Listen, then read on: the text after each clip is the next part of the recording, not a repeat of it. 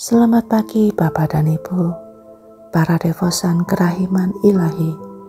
Bacaan hari ini dari buku harian Santa Faustina, nomor 436 sampai dengan 438,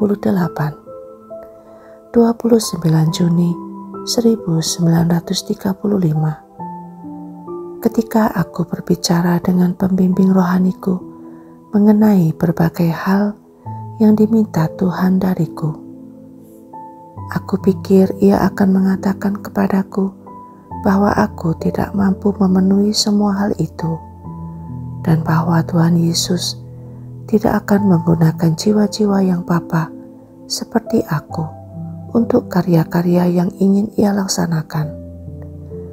Tetapi aku mendengar kata-kata ini, bahwa hanya jiwa-jiwa seperti itulah yang paling sering dipilih Allah untuk melaksanakan rencana-rencananya. Imam ini pasti dibimbing oleh Roh Allah. Ia telah menyelami rahasia-rahasia jiwaku, rahasia-rahasia terdalam yang ada di antara aku dan Allah, yang belum pernah aku katakan kepadanya, sebab aku sendiri belum memahaminya. Dan Tuhan belum memerintahkan aku dengan jelas untuk mengatakan kepadanya. Rahasia itu adalah Allah menuntut agar ada suatu kongregasi yang akan memaklumkan kerahiman Allah kepada dunia. Ketika imam bertanya kepadaku, apakah aku tidak mempunyai ilham-ilham seperti itu? Aku menjawab bahwa aku belum memiliki perintah-perintah yang jelas.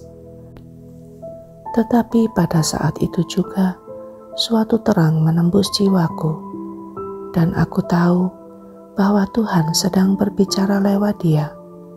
Sia-sia aku membela diri dengan mengatakan bahwa aku belum menerima perintah yang jelas, karena pada akhir percakapan kami, aku melihat Tuhan Yesus berdiri di ambang pintu, seperti tampak dalam gambar kerahiman ilahi, dan ia berkata kepadaku, aku ingin ada suatu kongregasi seperti itu.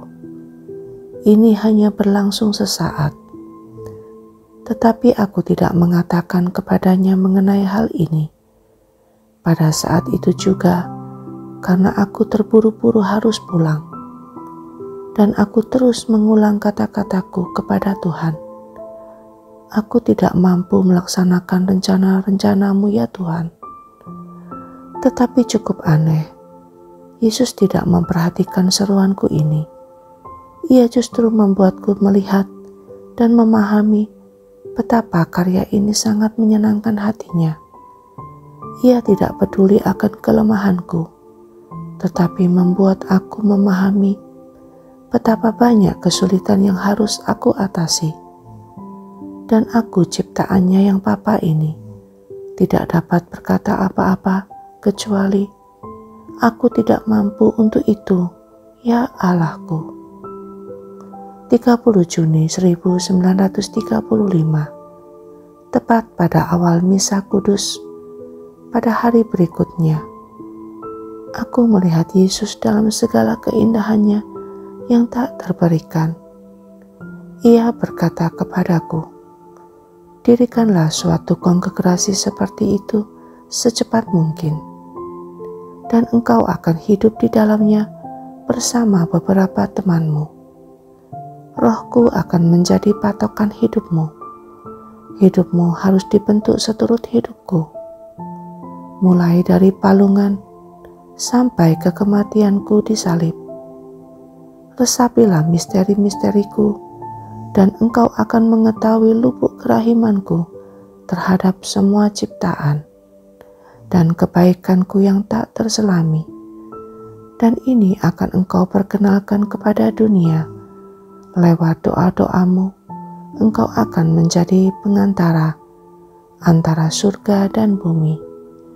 Yesus, engkau andalanku.